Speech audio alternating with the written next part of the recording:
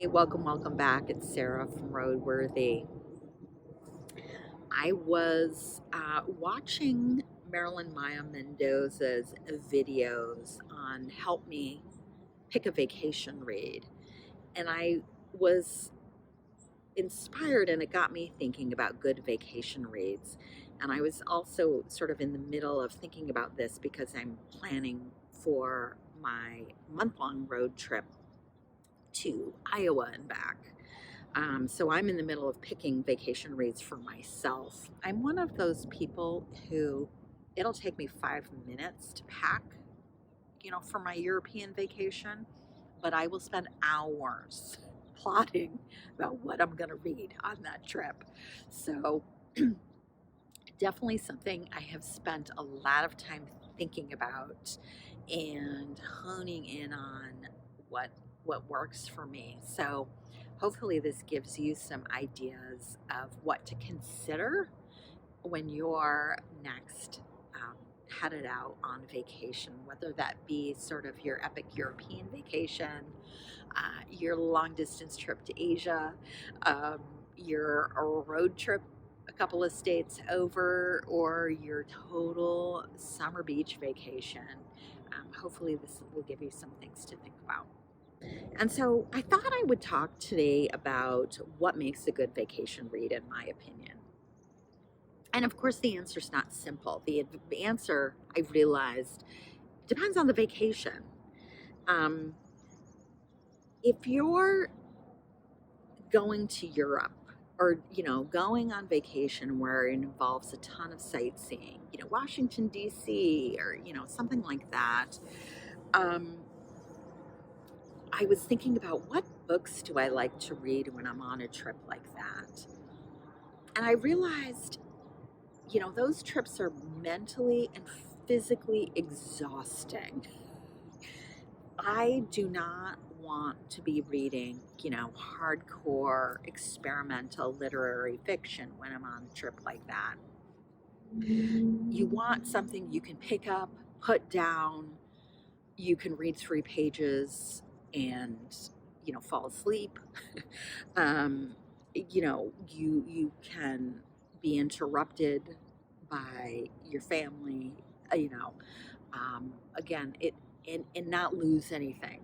Right. And so I realized on trips like that, I do tend to gravitate towards sort of commercial fiction, um, a romance. Um, again, something I put it down, and it's like I'm not I'm not losing anything. Um, and then I was thinking about um, the road trip or the beach trip. Um, and I think you want something completely different. You want something totally immersive. Um, you know, on a road trip, you need something that you're going to be able to listen to for 4, 6 hours.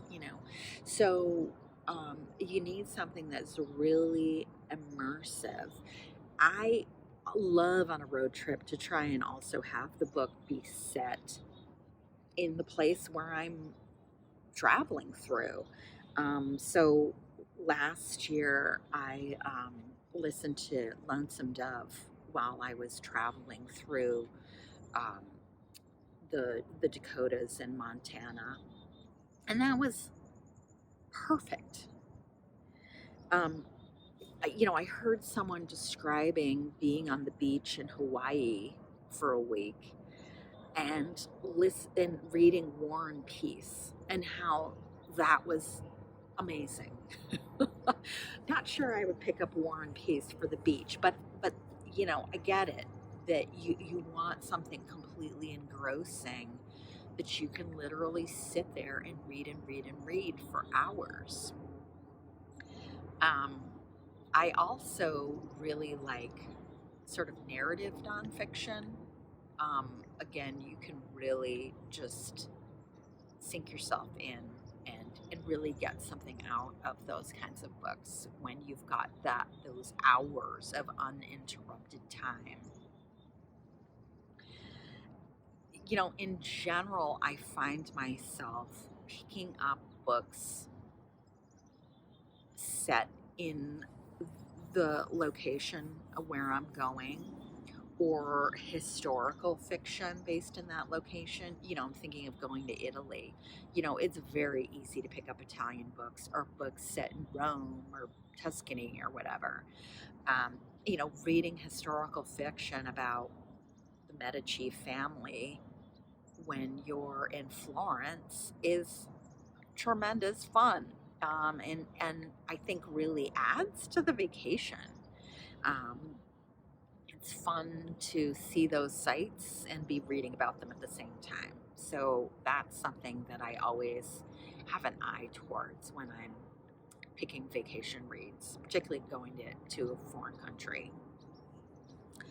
I always like to make sure I've got a lot of variety with me. You never know if you're going to have more time for reading than you thought or less time for reading than you thought. So, um,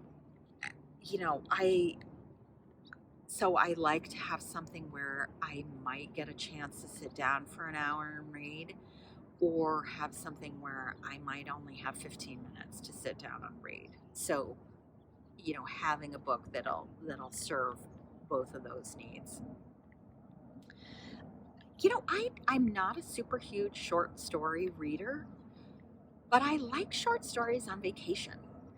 Um, I in Part of this, I think I like the one and done aspect of a short story. Again, if you've only got an hour to read, you can knock out a short story, and then you get this huge break in time.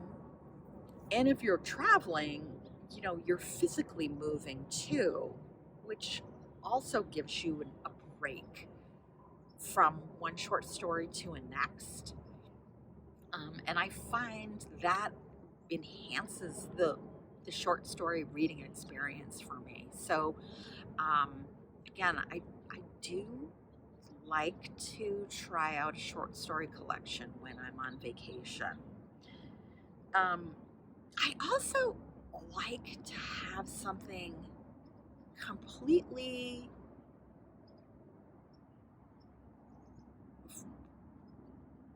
like different. Again, if you're on vacation and you're sort of mentally and physically exhausted, I do sort of like something super escapist. So, I will sometimes have like science fiction fantasy with me, because again, I just want to give my mind a break. And I really want that contrast from my vacation experience. So I don't know if I have any easy answers of what makes a good vacation read, but these are definitely, when I think back and look back at the books that I've read on vacation and really thought were a good compliment, these are the kinds of things that came to mind. All right. Hey, thanks so much for watching, and I will catch you in the next one.